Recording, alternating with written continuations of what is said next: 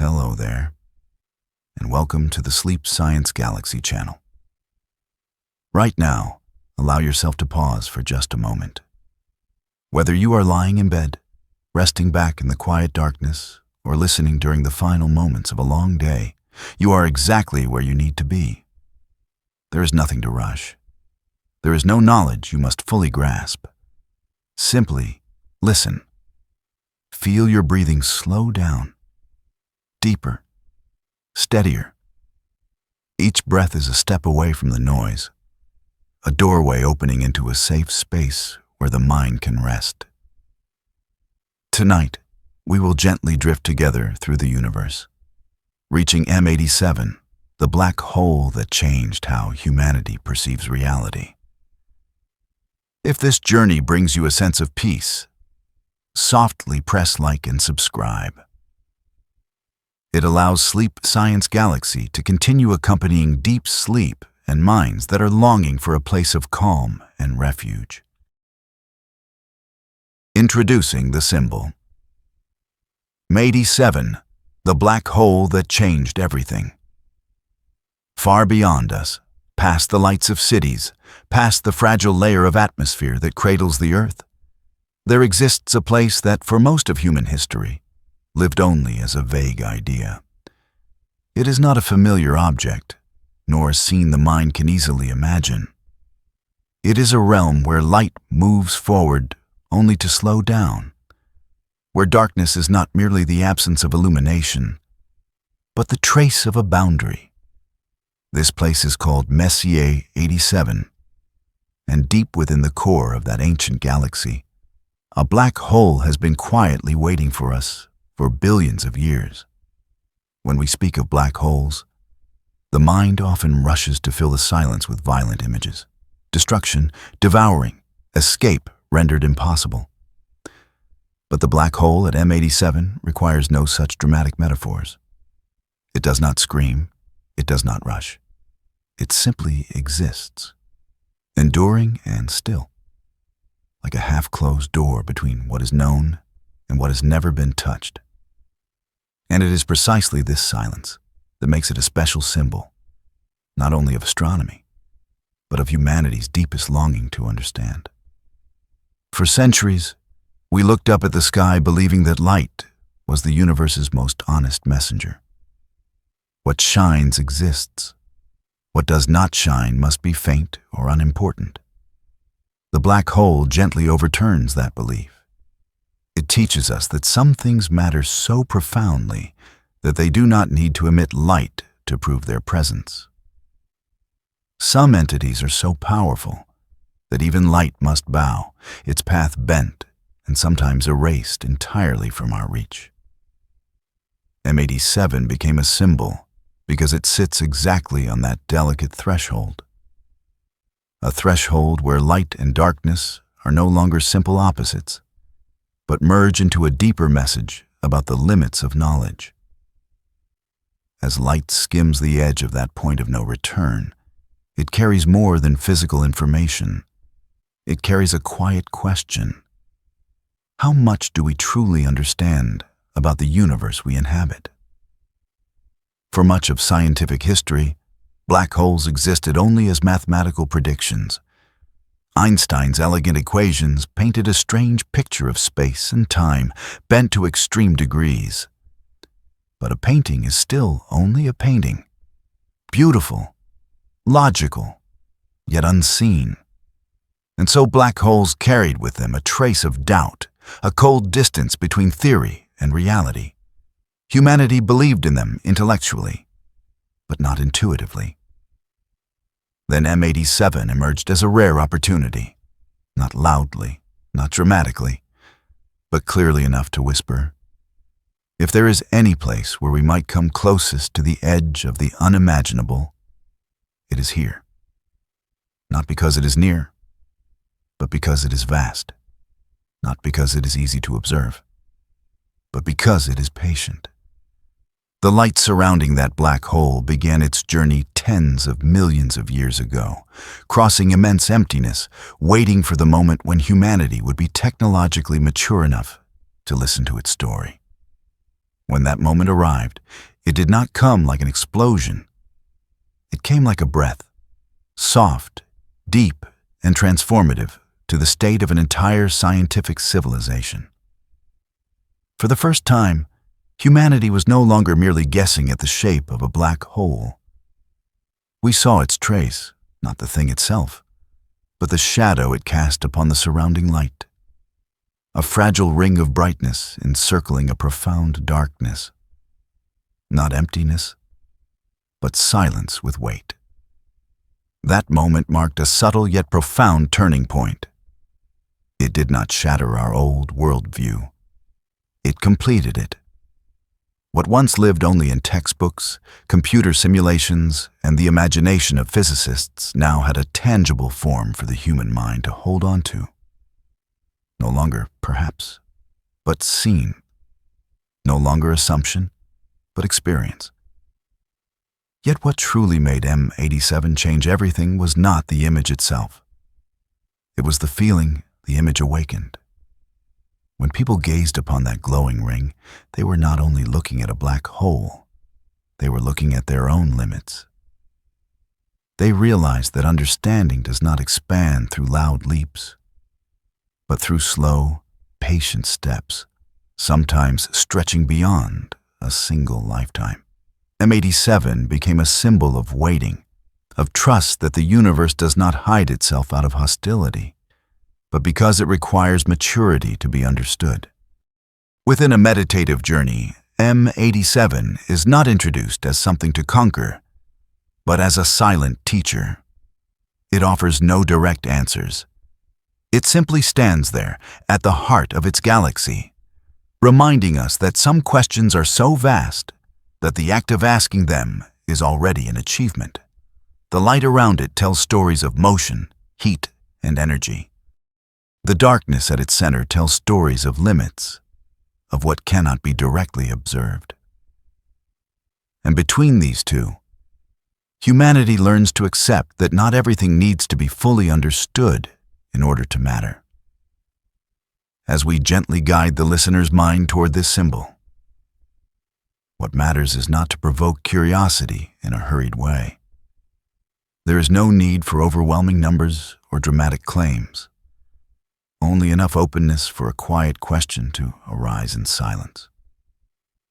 A question like this: if there are regions of the universe where light cannot tell the whole story, might there be regions within ourselves that are the same? M87 allows that question to exist without demanding an immediate answer. It lets curiosity take root slowly, just as its light traveled through space for millions of years. In that slowness, the mind relaxes. The pressure to understand, to grasp, to explain dissolves. In its place comes the safety of knowing that not understanding everything is not a failure. Sometimes, not understanding simply means standing before something vast. And it is here that M87 fulfills its role as a symbol. It does not only open a door to scientific knowledge, it opens an inner space where one can pause, breathe, and feel small, not as something frightening, but as something freeing. Before the universe, we do not need to be the center. We need only be a mindful observer, quiet enough to listen.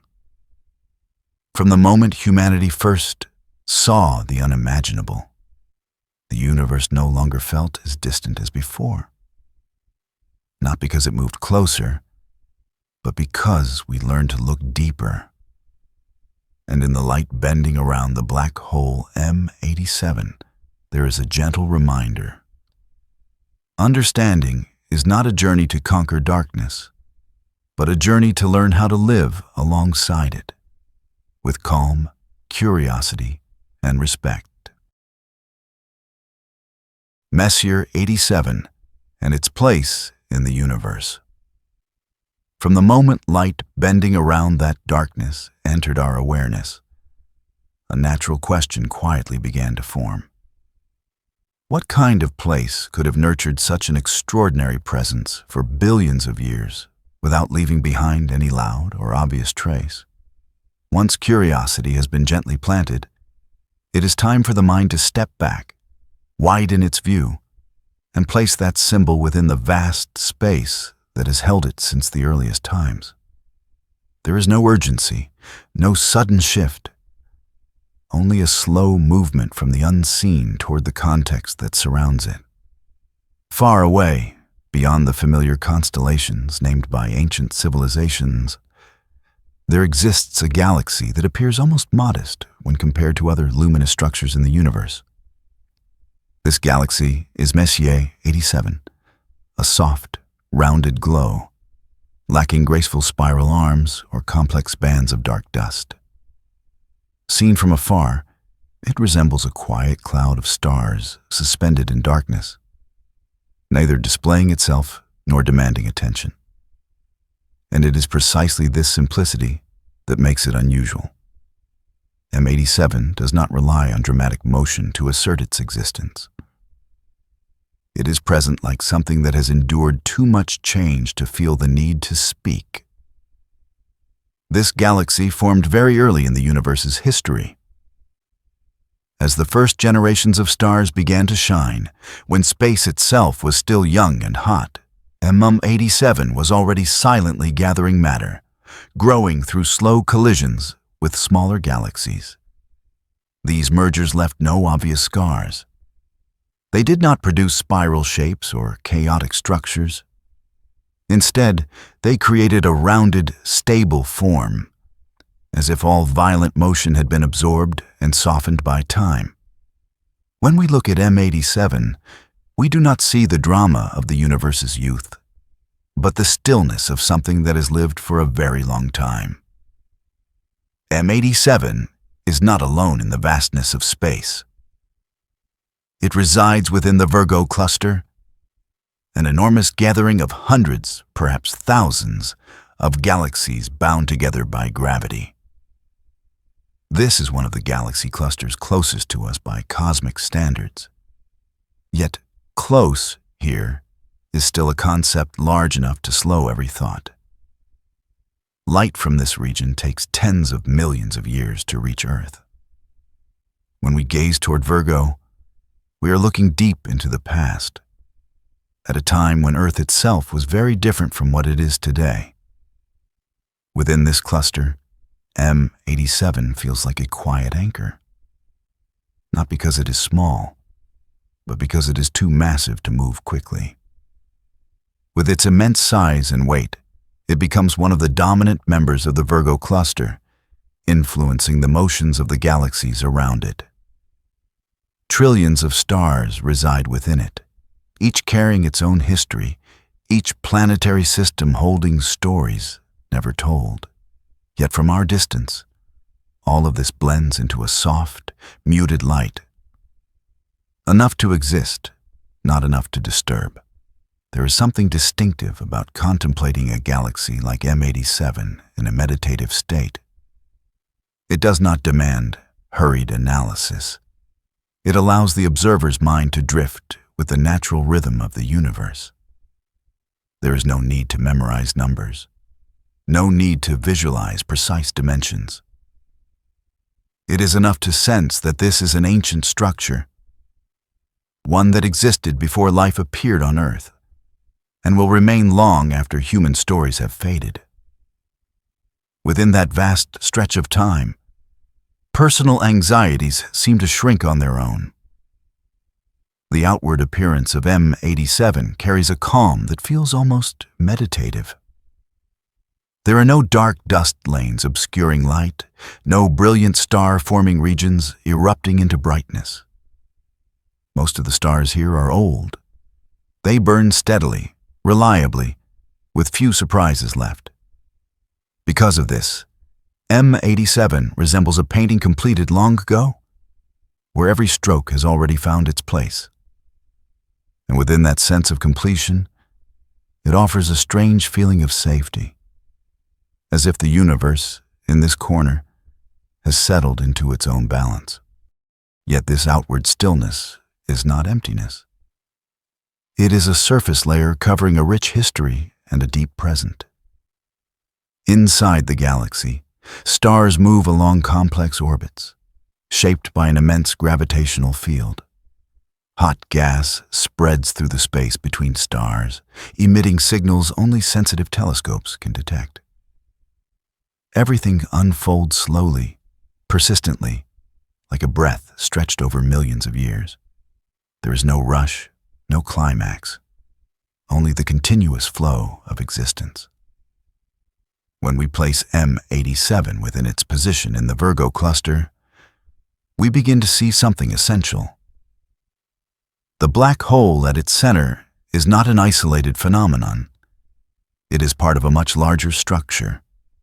The galaxy holds the black hole the way a body holds its heart, and the cluster holds M87 the way an ocean holds an ancient island. Each expanding layer widens our perspective, while at the same time softening any sense of overwhelm. When everything is vast, nothing needs to compete for attention. As a guide through words, locating M87 in the universe is not meant to create distance, but connection. When we understand that this galaxy exists within a community, that it is not alone, it becomes easier to feel a parallel within ourselves. Humans, though small, always exist within larger systems, family, society, planet, and ultimately, the universe. M87 reminds us that being part of something vast does not erase individual value. Instead, it places that value within a deeper context. The pace of narration here must remain slow, because the space we are entering is one shaped by distance and extended time. There is no reason to hurry when light itself takes tens of millions of years to reach us. There is no reason to push the mind when what we are contemplating has patiently endured billions of years of cosmic evolution. M87 allows us to resynchronize our inner rhythm with the rhythm of the universe, slower, deeper, steadier. And within this act of positioning, a quiet calm spreads. We are no longer facing an abstract symbol, but a real place in the universe, with history, with context, with enduring presence. The silence of M87 is not the absence of activity, but the maturity of a structure that has passed through enough change to become composed. It is a kind of silence that supports, allowing the observer to soften, to let thoughts drift, and simply to be there, with the universe. When the mind grows familiar with this space, when it accepts the distance, the scale, and the age of M87 as things that do not need to be conquered, it becomes ready to continue the journey, not by moving inward too quickly, but by remaining a little longer within this expanded feeling. For it is in this slow expansion that a sense of safety takes shape, and only then can the rest of the story be received in a state of calm, awareness, and deep listening. The first signs of the invisible, when the mind has grown accustomed to the quiet presence of that ancient galaxy, when distance and time no longer feel overwhelming, but instead become a calm foundation to rest upon, something natural begins to happen. The stillness on the outside starts to awaken a different sensation within. Not satisfaction, but a very subtle intuition that beneath this stable surface, something is quietly unfolding. Like a lake at dawn, perfectly smooth, without a single ripple. Yet to the attentive observer, faint circles can still be seen spreading outward from some unseen point below. And from that fragile awareness, the journey into deeper understanding begins. For decades, astronomers observed Messier 87 with rare patience. They were not searching for a clearly defined object, nor expecting a specific shape. Instead, they listened to motion. The stars within that galaxy, when carefully measured, did not behave as simple theories would predict. They moved faster than they should have, if influenced only by the mass that could be seen. Their motion was not chaotic, but consistent and enduring, as if an invisible hand were keeping time for the entire system. The early numbers were not shocking. They were only slightly misaligned with expectations. Yet in science, it is precisely small, persistent deviations that cause people to pause and think. If a single star behaved unusually, it might be dismissed. But when many stars, in many different locations, all reveal the same pattern, coincidence begins to carry meaning. It is like hearing the same musical note echo from different corners of a dark room. You have not seen the source, but you know it is there. Alongside the stars, the gas within the galaxy told its own story. Clouds of hot gas, which in old galaxies typically drift slowly, were instead swirling at puzzling speeds in M87. They did not wander randomly, but wrapped themselves into tight orbits, drawn toward an unseen center. Observed across different wavelengths, scientists realized this gas was being heated to extreme temperatures, releasing powerful energy far beyond what the surrounding aging stars could produce. What stood out was that this energy had no clear shape. There was no massive star at the center to serve as a convenient explanation, no dramatic explosion to seize attention. Only a continuous, steady flow of energy, like the regular heartbeat of a vast, sleeping body. It did not reveal itself through brilliant light, but through influence.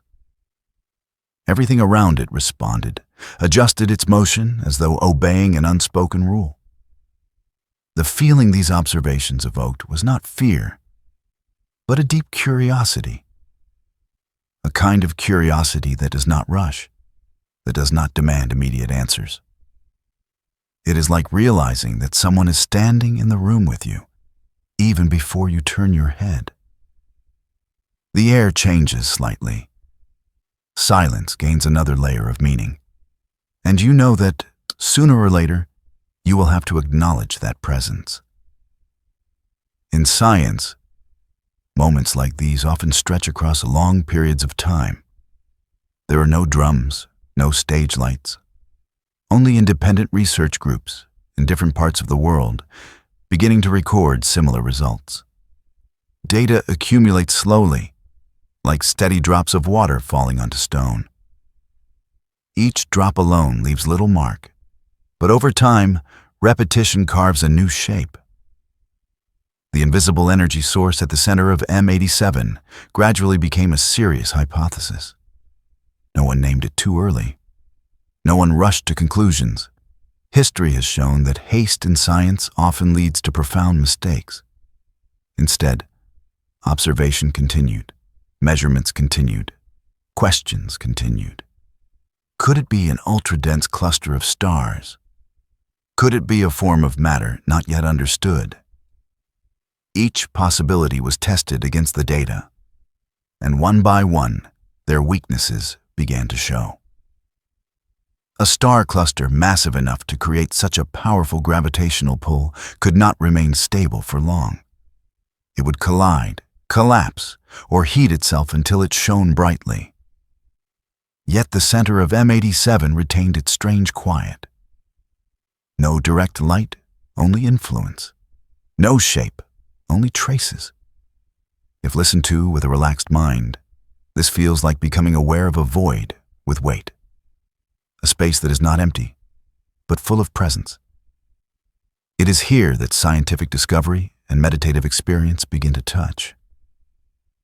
In our inner lives, the most important things are often known not through clear images, but through their effects on thought and emotion.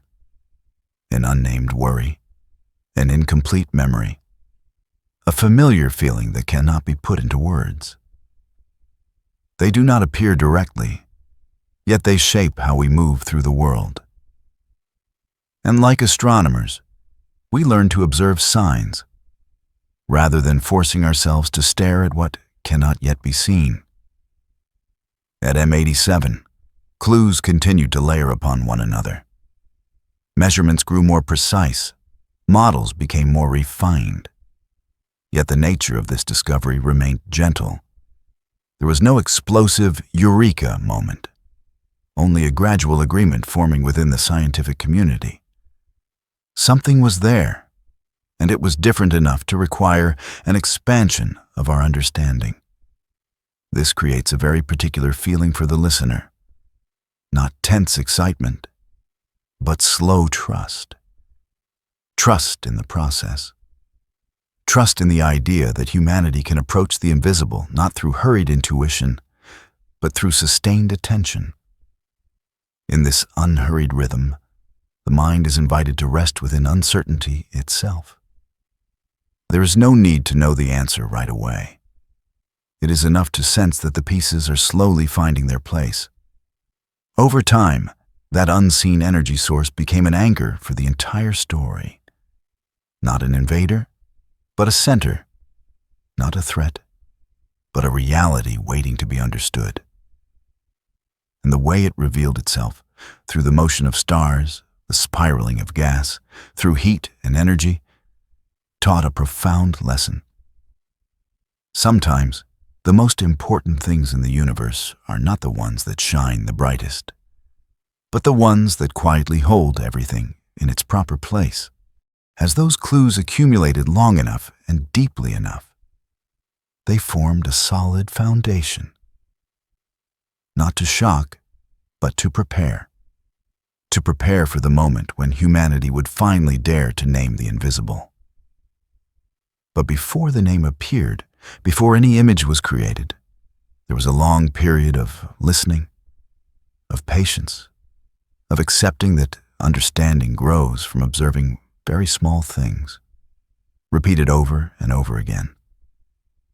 And within the quiet space of this story, the listener is invited to do the same, to listen for subtle signals within themselves, to recognize that not everything meaningful needs to reveal itself at once. Some truths require time to gather, to organize themselves, to become clear. Like the unseen center of M87, they exist before we name them, and they continue to exist quietly until we are ready to acknowledge them with a mind that is calm enough to see. Black holes, from equations to reality. When those quiet signs had accumulated long enough within human observation, when the motion of stars, the spiraling flows of gas, and the invisible source of energy were no longer separate phenomena, but gradually converged into a single question. The scientific mind approached a very particular threshold. This was not the moment of an answer, but the moment of recognition. What was unfolding could no longer be fully explained within familiar conceptual frameworks, and it was precisely within this pause that humanity was compelled to return to a place that seemed far removed from tangible reality, equations, long before any telescope was powerful enough to peer into the centers of galaxies. The idea of a black hole already existed as a purely mathematical possibility. It was born not from observing the sky, but from humanity's willingness to follow the logical consequences of thought all the way to their end. When Albert Einstein formulated the theory of general relativity, he was not searching for absolute darkness in the universe. He was simply attempting to describe how space and time respond to mass and energy. Yet hidden within the subtlety of those equations, a strange consequence slowly emerged. If matter were compressed beyond a certain point, space itself could curve so extremely that no signal could ever escape. At first, this did not resemble a physical entity. It appeared more like a mathematical boundary, a point where equations became extreme. Even Einstein himself did not believe such conditions could exist in nature. They felt too abnormal, too distant from intuition. And so, for many years, black holes lived a very modest life on paper. They were treated as theoretical curiosities, interesting byproducts of mathematics, but not something that needed to be brought into the light of reality. This story reflects something deeply human. We tend to accept what we can touch, what we can see, what we can measure directly. Things that exist only in symbols and equations are easily pushed into a zone of doubt. And so, for a long time, black holes hovered between two worlds, too logical to be dismissed entirely, yet too unfamiliar to be embraced as part of the real universe. Gradually, science entered a different phase, no longer an era of isolated ideas, but one of extended dialogue and debate across generations. Physicists began to explore the solutions of the equations more deeply. They realized that these strange structures were not rare exceptions, but natural consequences of the theory when pushed to its limits. At the same time, astronomers, though still unable to see anything directly, began listening more carefully to the quiet signals coming from the sky. Skepticism remained.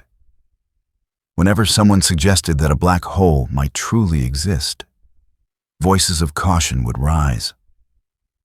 Perhaps it was merely an extremely dense cluster of stars. Perhaps a form of matter not yet understood. Perhaps the measurements were being misinterpreted. These debates did not slow the progress of knowledge. On the contrary, they strengthened it. Each doubt forced theory to become sharper. Each critique required observation to grow more precise. Within this atmosphere, humanity learned a very particular kind of patience. Not passive patience, but active patience. Patience to wait for better data. Patience to wait for technology to mature. Patience to accept that some questions arrive before their time. During this period, black holes were like promises not yet due. They existed with increasing clarity in theory, but had not yet been given the chance to step into the light of observation. Time passed, and with it, human tools slowly evolved. Telescopes grew not only larger, but more sensitive. They no longer saw only familiar light, but began to hear radio waves, to sense X-rays, and to recognize invisible signals the universe had long kept hidden. Each technological advance was like a deep breath, expanding humanity's capacity to perceive just a little more. What is striking is that throughout this long wait, the universe itself did not change its rhythm. Black holes, if they existed, continued to bend space, continued to trap light, continued to influence everything around them. There was no urgency, no need to prove anything, only quiet existence. And in this contrast, we see something profoundly beautiful about the journey of knowledge. Humans, though short-lived, are capable of patience that stretches across cosmic time. When observational evidence finally began to appear more clearly, it did not arrive as a rejection of the past, but as its natural continuation. What had once been curves in equations now emerged as measurable effects. Stellar velocities, gas temperatures, emitted energy, all began to align with the picture theory had drawn long ago. There was no loud surprise, only a quiet sense that the final pieces were gently finding their place. In a meditative rhythm of storytelling, this phase carries a very particular energy. It does not speak of the triumph of intellect, but of harmony between thought and reality. The equations did not force the universe to conform to their predictions. Instead, they waited patiently for the universe to reveal itself, little by little, when humanity was ready to see. Perhaps the deepest lesson here lies not in black holes themselves, but in how humans walked alongside the idea over time. We often imagine scientific progress as a series of dramatic leaps, But this story reminds us that many of the greatest discoveries are built from persistence, from living with unanswered questions, from trusting that understanding does not need to arrive quickly, only at the right moment. Looking back at the path from abstract equations to measurable reality, we see a journey that closely resembles our inner lives. There are ideas about ourselves and about the world that exist within us long before we have enough experience to understand them.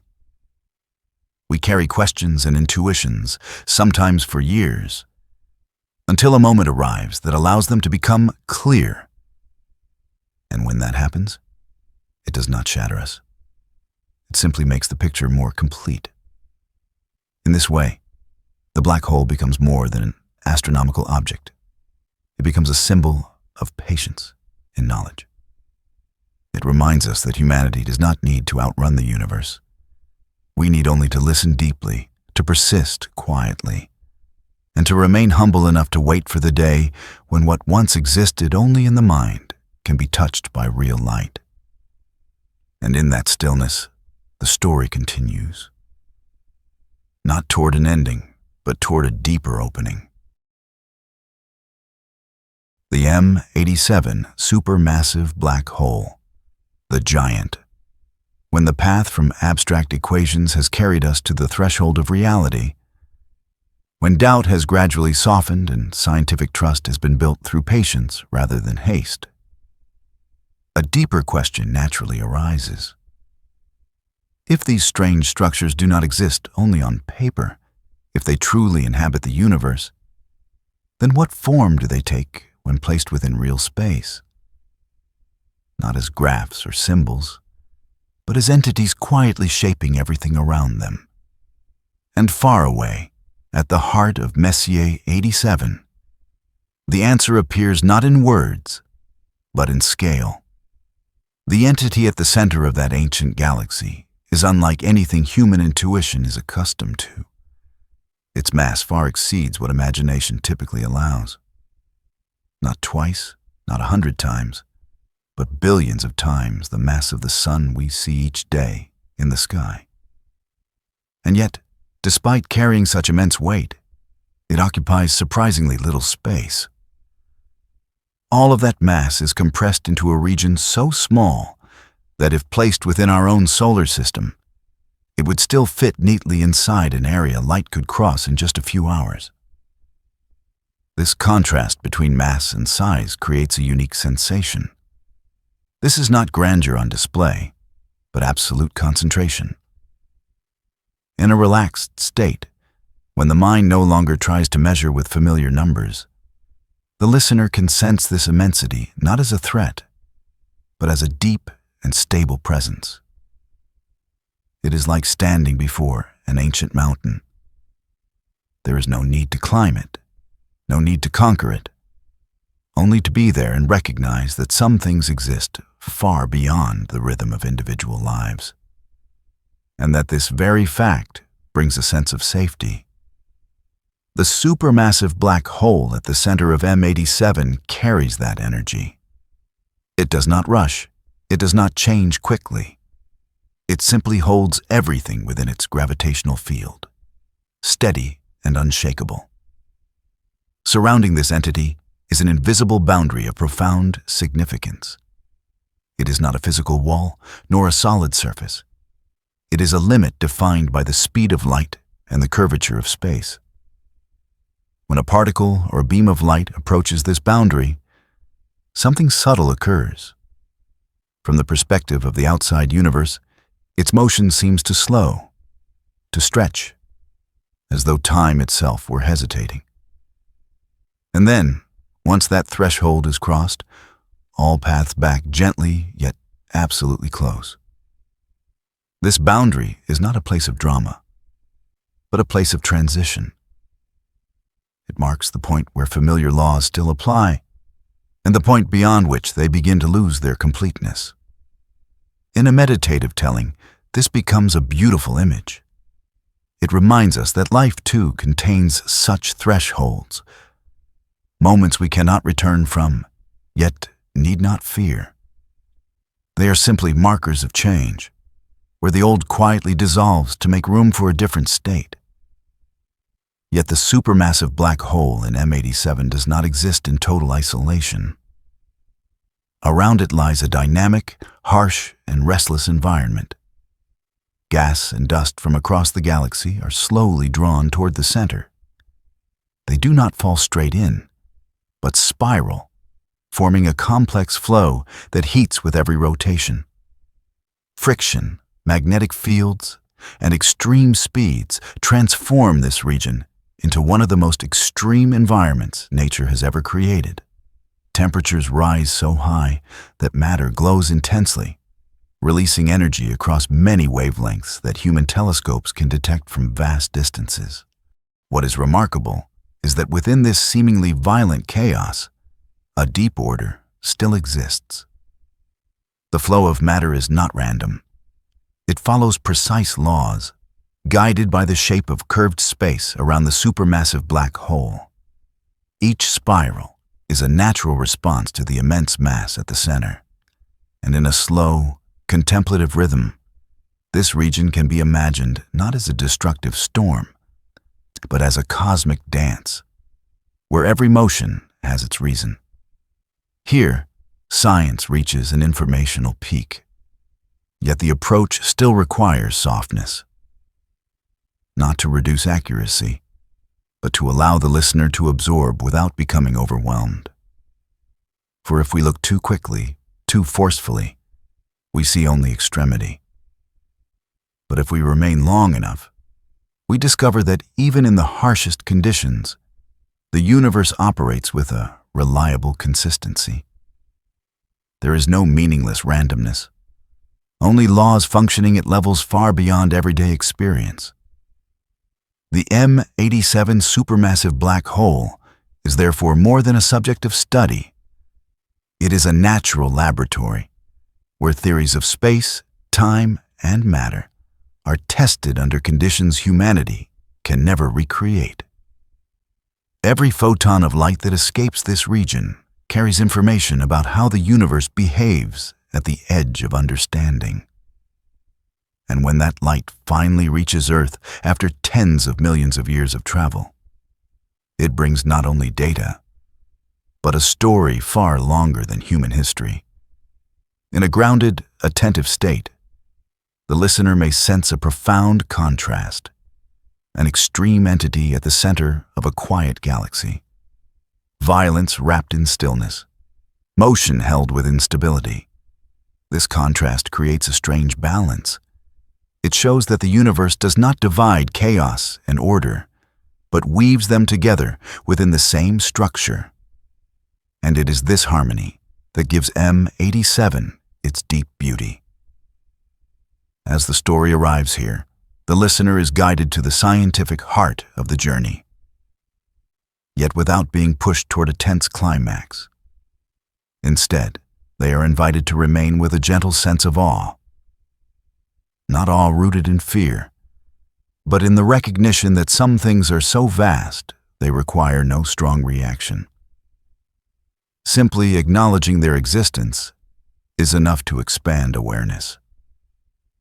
The supermassive black hole in M87 reminds us that understanding does not always come from breaking everything down into manageable pieces. Sometimes it comes from allowing ourselves to stand before something beyond control and realizing we do not need to do anything at all. We only need to observe, breathe, and let that vastness soften the small, everyday worries we carry. In that space, science is no longer dry. It becomes a form of meditation where the universe tells its own story, slowly, deeply, and with quiet support. The relativistic jet, scars of power, when the immense presence at the center of the galaxy has been felt as a deep and steady anchor, when the mind has grown accustomed to the idea of a mass great enough to bend space and time. It becomes easy to assume that everything around it must be immersed in silence. But the universe rarely tells its story in a single voice. Even the quietest places carry traces of motion, subtle marks that reveal energy not only existing, but seeking expression. And in Messier 87, that expression appears as a long, narrow, powerful streak of light cutting through the darkness of intergalactic space. From the calm heart of the galaxy, a stream of energy is launched outward, straight and persistent, like a long exhalation of the universe. It does not spread in all directions, nor diffuse into a vague cloud. Instead, it holds a clear direction, stretching tens of thousands of light years, long enough to traverse the entire host galaxy and continue far beyond it. Even imagined, this image carries a deep contrast. An extremely compact entity at the center, and from it, a slender yet formidable thread of energy, like a decisive brushstroke across the black canvas of the cosmos. What makes this jet remarkable is not only its length, but its endurance through time. It is not a brief eruption, not a sudden flare that quickly fades. It is sustained for millions of years, so steady it feels almost meditative. Within that steadiness, we encounter a form of strength very different from what we usually imagine. Not the power of instant destruction, but the power of persistence, of holding a direction across distances too vast to be measured by a human lifetime. When the light within this jet is analyzed, scientists discover that it travels at speeds approaching the highest limit the universe allows. Highly energetic particles are accelerated until they move only slightly slower than light itself. Enough for time and space to begin revealing subtle effects. From a meditative perspective, this creates a curious sensation. Not urgency, but the feeling of a flow that has reached a perfect balance between speed and control. Not so fast that it tears itself apart, not so slow that it loses direction. Behind this straightness and endurance lies a complex story of invisible order. Matter near the galactic center, when drawn into extreme conditions, does not simply fall inward. It carries the rotational motion of the entire system with it. This rotation, combined with intense magnetic fields, creates a delicate structure in which energy is guided and focused along very specific paths. Magnetism here is not a secondary detail. It is the invisible framework that keeps the jet from breaking apart, from dispersing, allowing it to maintain form and direction across unimaginable distances. The rotation of the central entity serves as a deep source of momentum. It does not need to be seen to be felt. Its influence spreads outward, tightly twisting the surrounding space, and in that process, energy is drawn out, transformed, and released in the way nature has chosen. This offers a beautiful image to the listener. A slow, profound rotation at the center, and from it, a stream of energy reaching outward, as though the universe were drawing a line between inner stillness and outer motion. As a visual anchor, the jet accomplishes what numbers and equations alone cannot. It allows the listener to see the universe not just with the eyes, but with sensation. Even without ever peering through a telescope, one can imagine a slender, unwavering beam of light piercing the dark. That image settles easily in the mind, not overwhelming, but providing a visual resting point where imagination can pause.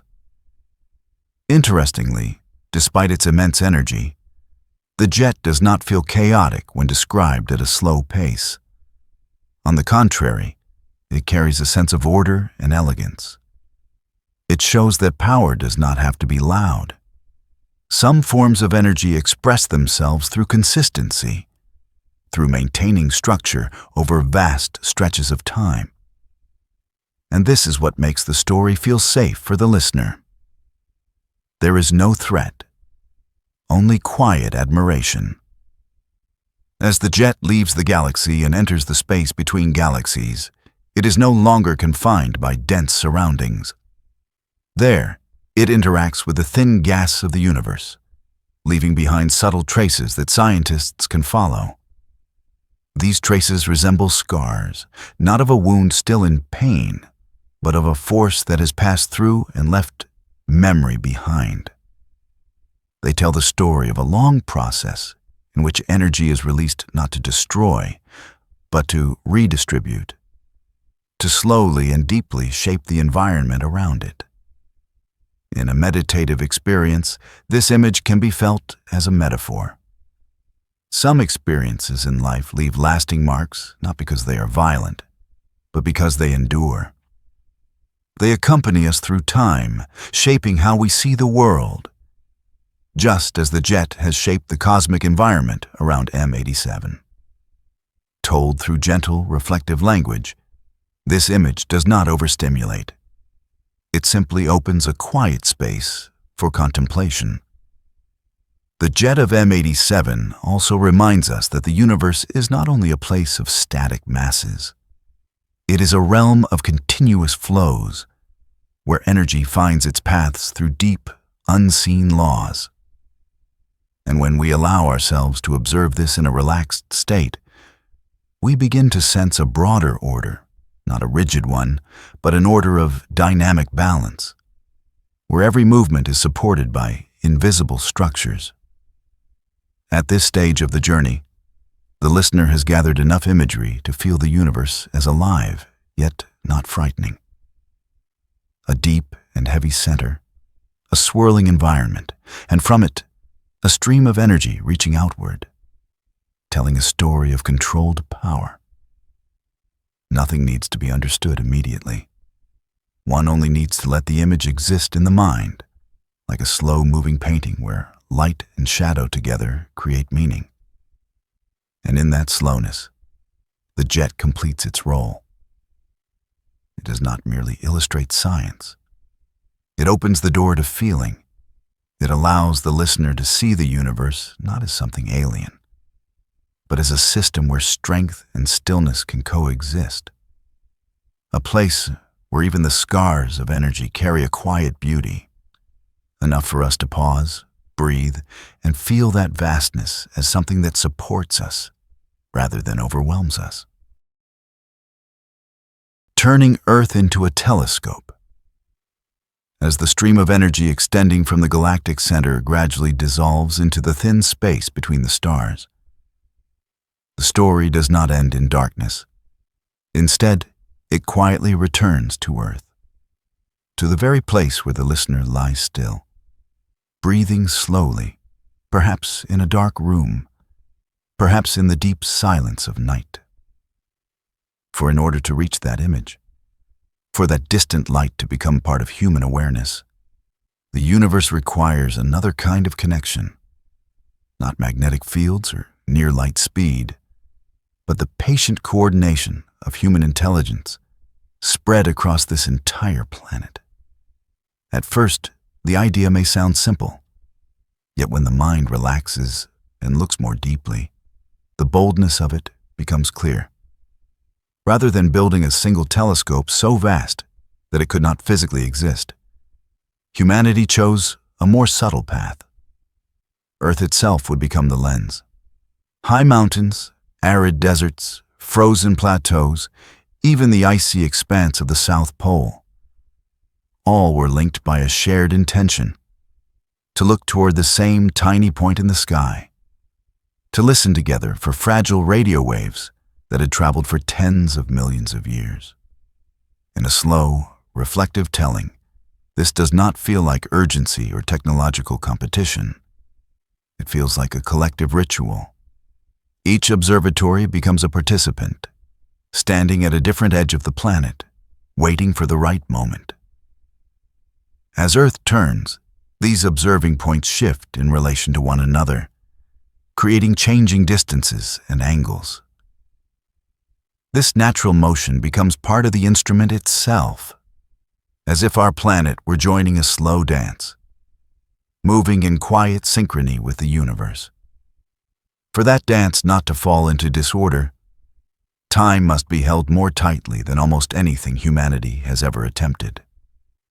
Not time as felt through emotion or memory, but time measured by oscillations so stable they approach absolute precision. At each observing site, atomic clocks work silently, marking each moment with accuracy far beyond human intuition. While the listener releases their breath, those clocks ensure that the entire system does not drift by even a billionth of a second. They become the invisible heartbeat, allowing signals gathered from places thousands of kilometers apart to merge in perfect order. There is a strange beauty in this contrast. On one side is the listener, invited to let go of the need to understand or keep pace. On the other is a technological system demanding near-perfect precision. These two worlds, seemingly opposed, meet at the same point: trust in rhythm. Humanity trusts that if the rhythm is held, if patience is sustained long enough, scattered pieces of data will naturally find one another, just as slow, steady breathing eventually guides the body into deep rest. The radio waves that are collected do not arrive carrying ready-made images. They are only sequences of signals, fragile, easily disrupted, easily misunderstood. And because the volume of data is so immense, no electronic network is fast or stable enough to transmit it instantly. Here, a very human detail enters this cosmic story. The data are recorded onto physical hard drives, carefully packed, then transported by airplane, crossing oceans, borders, continents, like ancient letters carrying messages from faraway lands. In a gentle narrative rhythm, this image does not feel outdated. Instead, it brings an unexpected closeness. Amid complex algorithms and mathematical models, there are still flights, cargo crates, and people physically participating in the journey of knowledge. This makes the story feel safer, less distant. The universe is no longer a cold abstraction, but a process humans touch step by step, stage by stage. When all these fragments of data finally converge at processing centers, the real work begins. There is no explosive moment, no instant victory, only extended patience, algorithms running again and again, independent teams working quietly, comparing results without spectacle. This silence closely resembles meditation. No rushing to conclusions, no clinging to expectations. Only observation, verification, and allowing the hidden structure within the data to gradually reveal itself. All of this unfolds within a shared effort known to the world as the Event Horizon Telescope. Yet, in a calm telling, the name itself does not need grandeur. Its existence is already its own tribute. It belongs to no single nation, carries no individual signature. It is a network, like the neural web of a vast organism, where every node matters, where the absence of even one small part could change the entire experience. What invites reflection is that while the goal of this effort is to observe one of the most extreme places in the universe, the method itself is remarkably gentle. There is no race for personal glory, no competition to claim the first glimpse. Only a shared understanding that this could happen only if everyone looked in the same direction, accepting that any success would belong to the collective. For the listener drifting deeper into rest, this story becomes a quiet reminder. Even goals that seem far beyond any individual can be reached through connection held in the right rhythm. And that connection does not need noise. It can unfold in silence, through faint signals, data-laden flights, and long nights of careful analysis. When Earth becomes an instrument of observation, it is no longer merely a place of habitation. It becomes part of the universe's own process of being understood. In that moment, the boundary between observer and observed begins to blur. Humanity is not standing outside the universe, looking in. Humanity is within it, using its own motion, its own time, its own space to deepen understanding of what is unfolding. And perhaps this is the gentlest climax of the entire journey. Not because it is dramatic, but because it reveals something profound about humanity. The ability to cooperate without force, to be patient without guaranteed reward, to wait for an image that might never arrive, simply because the waiting itself holds meaning. In the steady rhythm of breath, the listener may notice that this technological story does not pull them out of rest. Instead, it strengthens a sense of safety. For if humanity can do this together, if an entire planet can listen for a faint signal from the edge of understanding, then the world, no matter how vast, is not entirely unfamiliar. It is a space that can be approached slowly, cooperatively, and with the quiet trust that scattered fragments will, in time, find their way into a shared picture. The moment the image appears, when the final flights touch down, when crates of data are set gently inside quiet rooms filled with machines and soft lights, the outside world continues its familiar rhythm. No one knows that within those silent hard drives lie signals that have traveled for tens of millions of light years, carrying traces of a boundary humanity had long dared only to imagine. And true to the spirit of this entire journey, the moment about to unfold does not arrive with noise or spectacle. It arrives slowly, almost silently, within the deep focus of those seated before their screens, waiting for something no human eye has ever seen. After all the preparation, after algorithms have been tested and retested, after independent comparisons designed to guard against illusions born of expectation, the image begins to appear. Not as a sharp photograph in the familiar sense, not as a clearly defined object with rigid edges, but as a ring of light, soft yet unmistakable, like a halo of fire suspended in profound darkness. It is not symmetrical. One side glows brighter, thicker, as though energy itself were leaning in that direction. The other side is thinner, gentler, suggesting a quiet yet continuous motion. In a slow, meditative telling, this moment does not erupt like the climax of a film. It resembles the instant in meditation when one suddenly realizes that the breath has been steady for some time already. There are no cheers, only a long silence in which everyone in the room understands they are standing before something beyond personal experience. That ring of light is not emitted by the central object itself, but by matter being drawn inward, heated, accelerated, until the light it releases must bend according to the structure of space. And at the very center of that ring lies darkness. Not darkness caused by lack of light, but darkness as a limit, a region into which every ray of light enters and never returns. Looking into it does not evoke fear. Instead, there is a deep stillness, like an absolute resting point within a flowing current of energy. In that moment, darkness ceases to symbolize terror and becomes a symbol of completion. It marks where human understanding pauses, not because of failure, but because it has reached a natural boundary of the universe. What makes this ring extraordinary is not only its form, but the fact that it appears exactly as equations had predicted for more than a century. The asymmetry in brightness is not random. It tells a story of rotation at near light speed, of relativistic effects that make matter moving toward the observer appear brighter, while matter moving away fades. This is not a dry technical detail.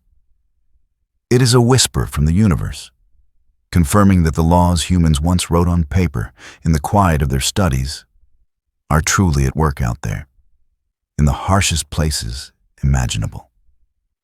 In a meditative rhythm, this creates a curious feeling, not the triumph of intellect, but resonance.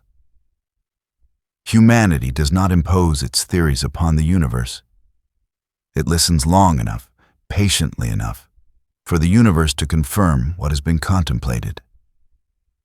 And when that confirmation arrives, it does not announce itself loudly. It simply appears quietly in an imperfect ring of light, reminding us that reality is always more subtle than any image we form.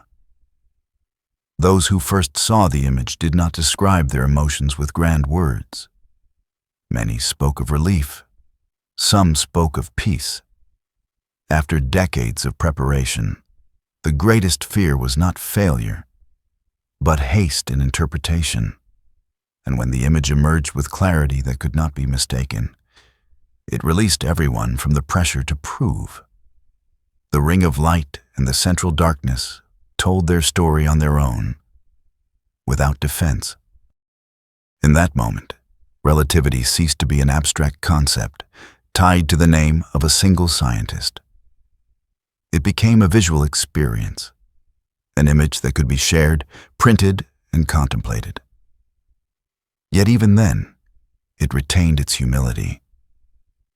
The image was not so sharp as to overwhelm.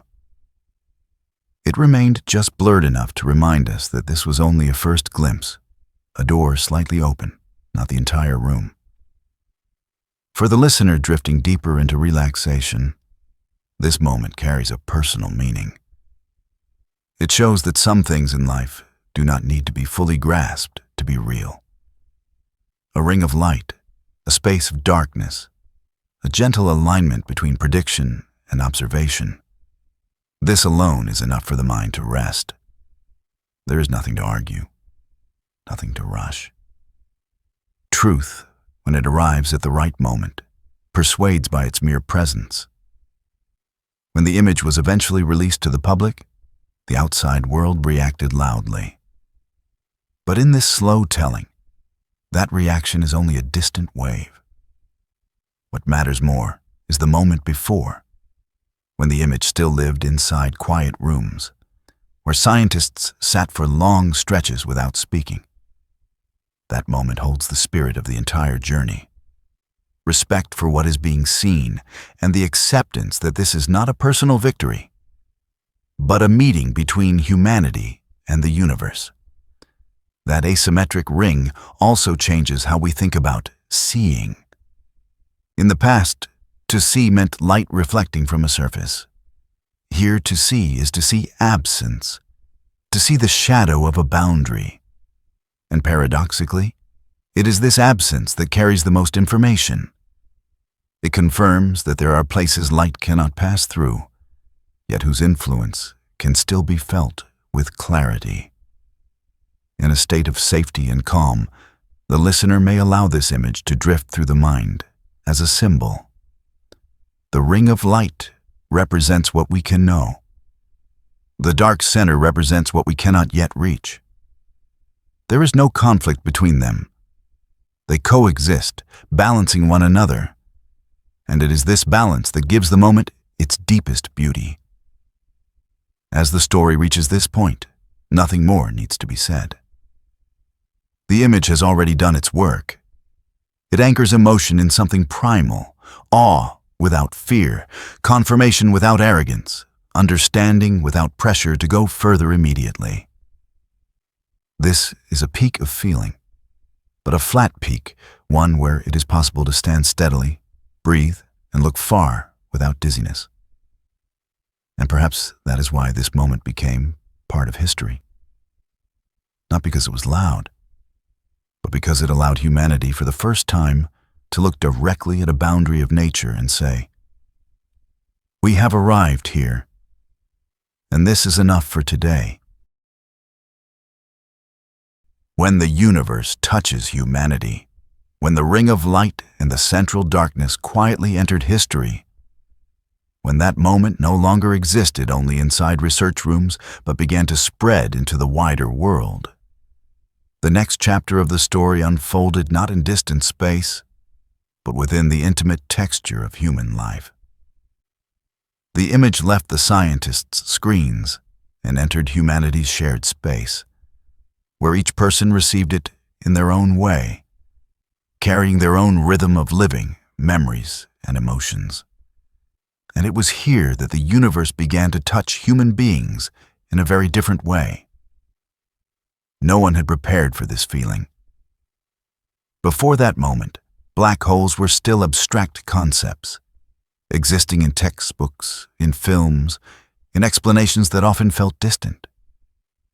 They were heavy ideas, sometimes linked to destruction, sometimes to complex scientific fantasies that felt hard to grasp. But when the image appeared, when that ring of light was shared everywhere, the black hole suddenly had a form.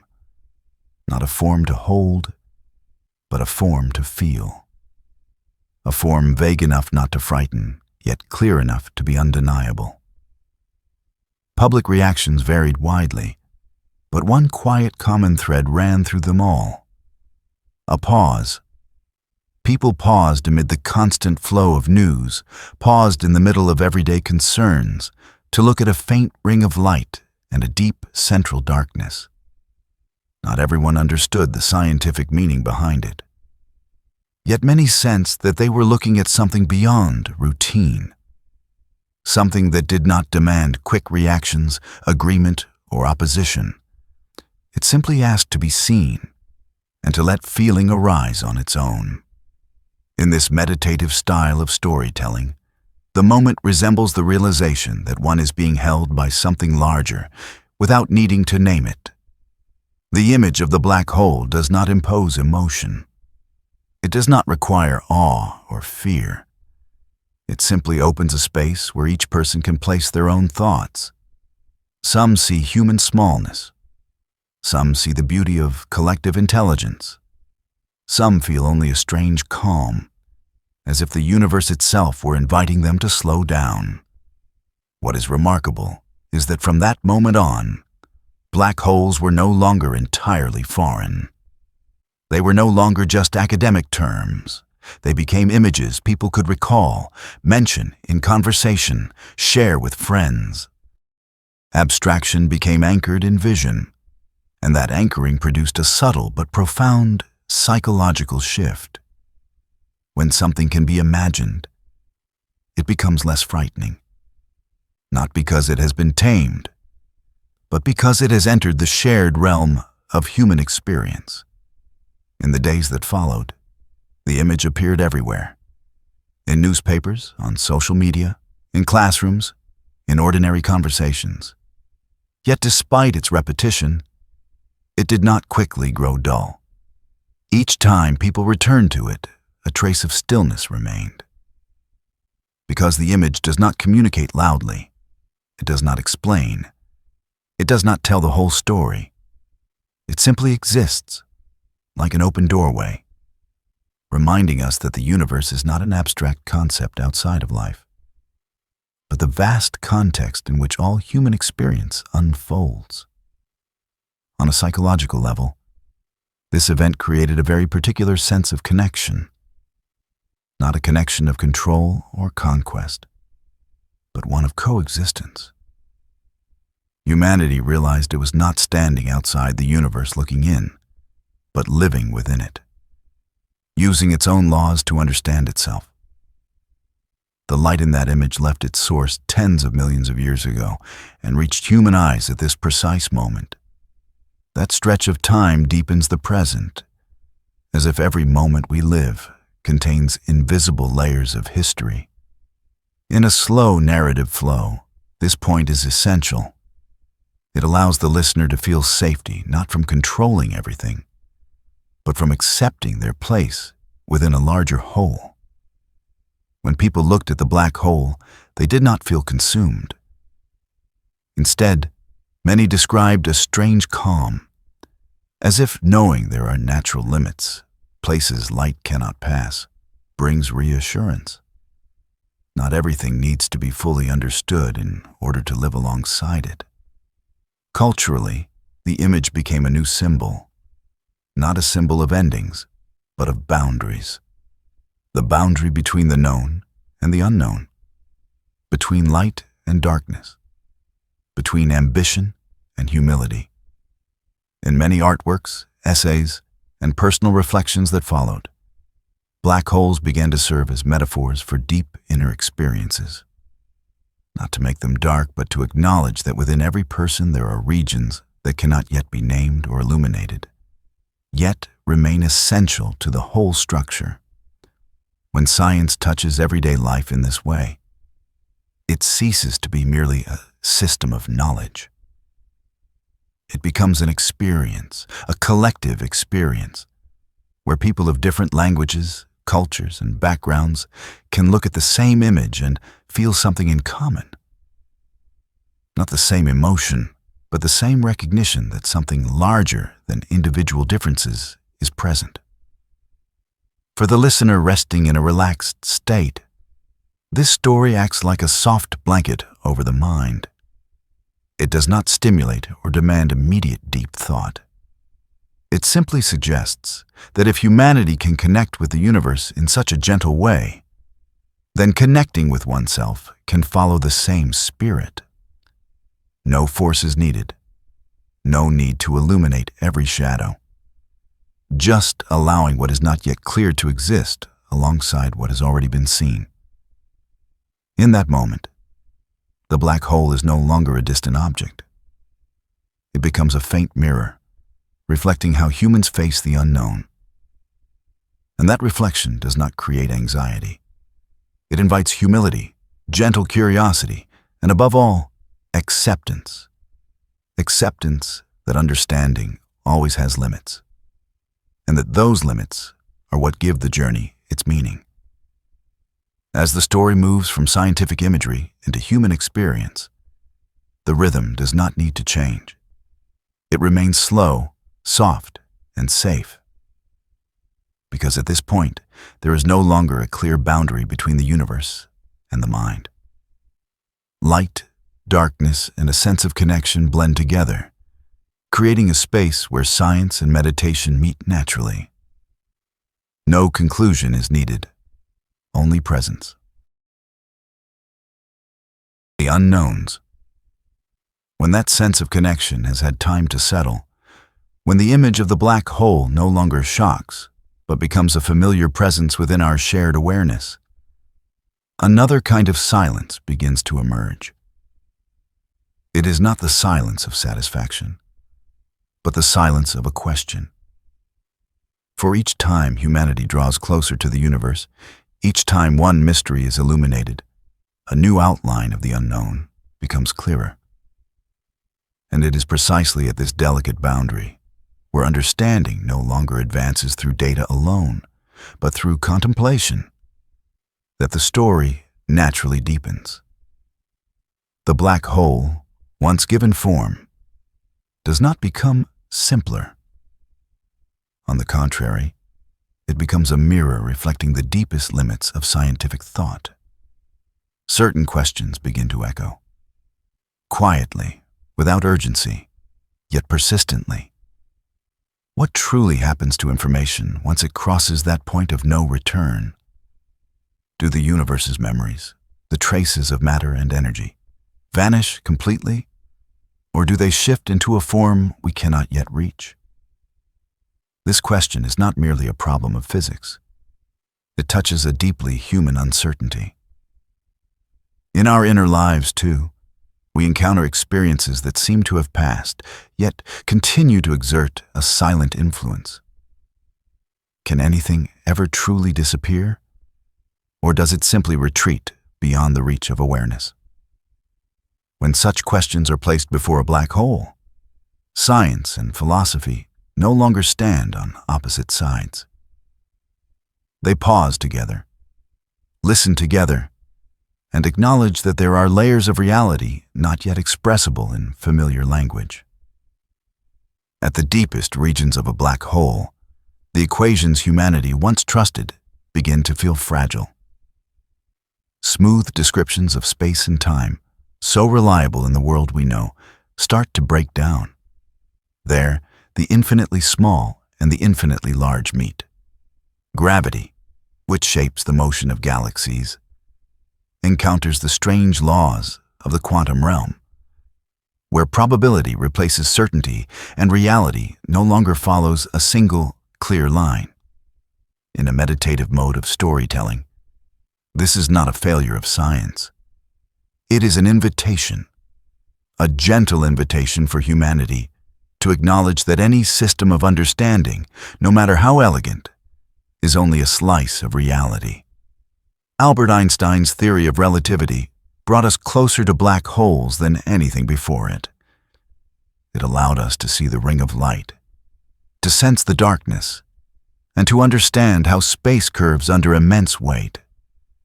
Yet precisely at the edge of its predictions, we also see where this theory must be extended, or where a deeper language may be needed.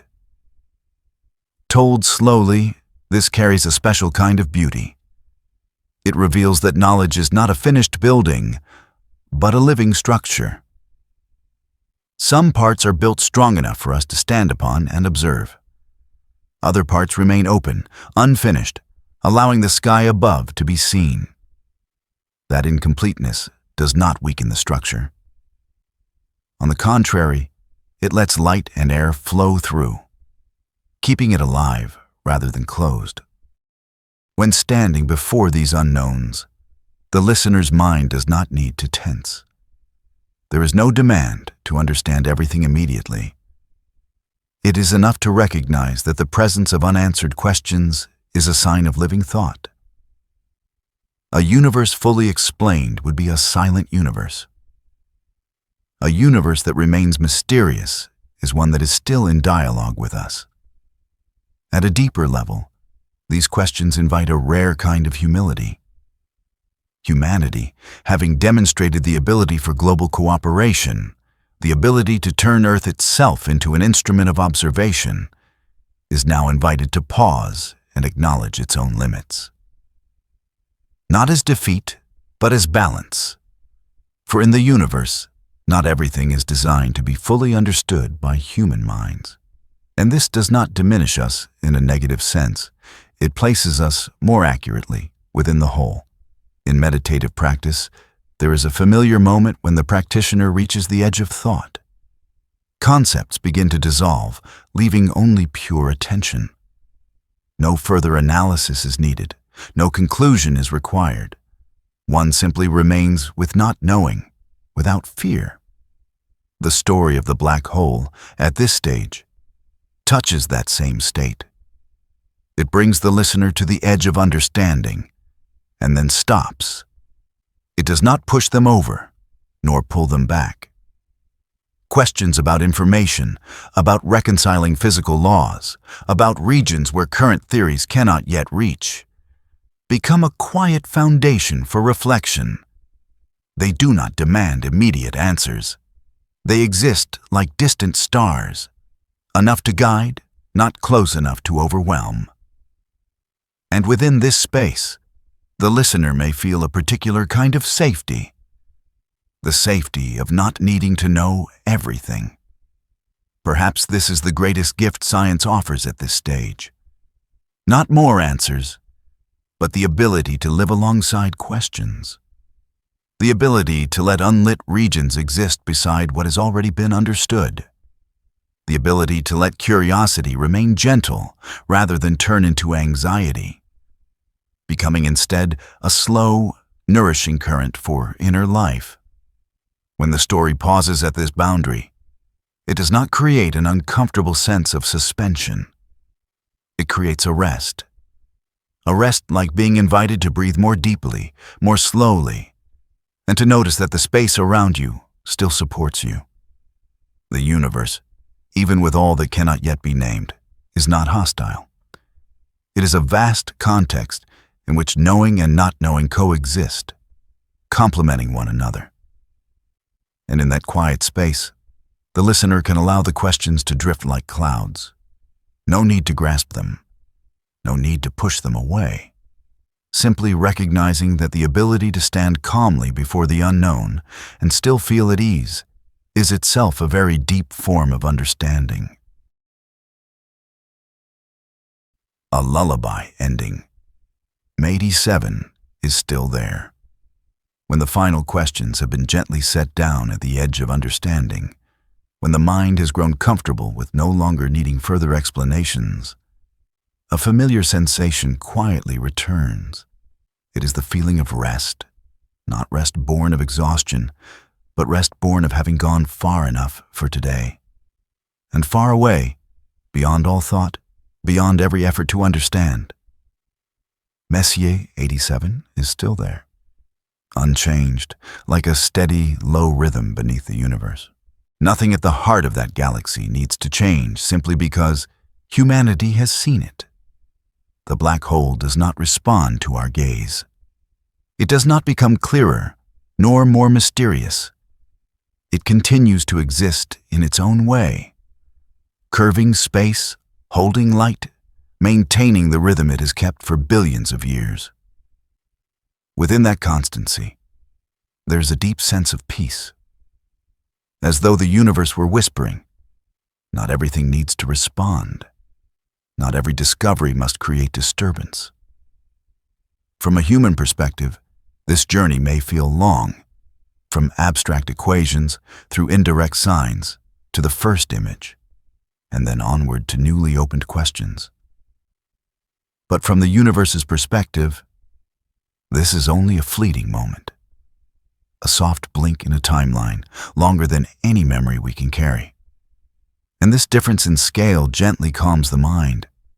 It reminds us that there is no pressure to move quickly, no demand to finish. We have seen, but only just begun to see. The ring of light and the darkness it surrounds are not a conclusion. They are a greeting, a very quiet greeting, enough to let humanity know it is moving in the right direction, but not enough to suggest the path has ended. And that is perfectly fine. In the rhythm of the universe, knowing when to pause is as important as knowing when to move forward. As the story closes in this way, it leaves no sense of emptiness. It leaves a field of stillness. The listener is not abandoned with unanswered questions, but placed in a space where questions themselves can rest. Much like nightfall, when not every thought needs to be resolved before sleep. It is enough to know they can be returned to another day, if needed. The black hole in M87 is not in a hurry. It does not wait for us in any active sense. It simply exists. And in that existence, it allows humanity to approach at its own pace. There is a profound patience in the way the universe moves.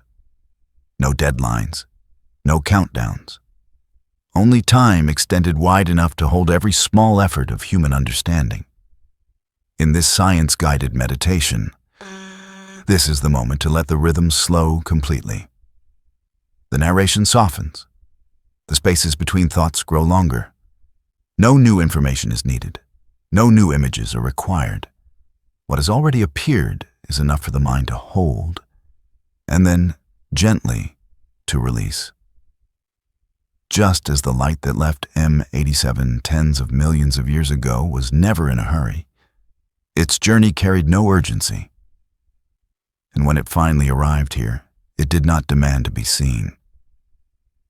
There is deep comfort in realizing that the universe does not depend on our attention to continue existing. It does not need to be understood in order to function. And so, we do not need to understand everything in order to be safe. Safety does not come from control. It comes from trusting that larger structures are quietly supporting every small movement. As the listener settles into their own space, perhaps in the quiet darkness of a room, perhaps with breath now slow and even. The image of Emma 87 no longer needs to remain sharp. It may soften, fade into the background of awareness, like stars dimming as the eyes close. What matters is not the image itself, but what it leaves behind. The feeling that a deep, stable order exists beyond everyday worries.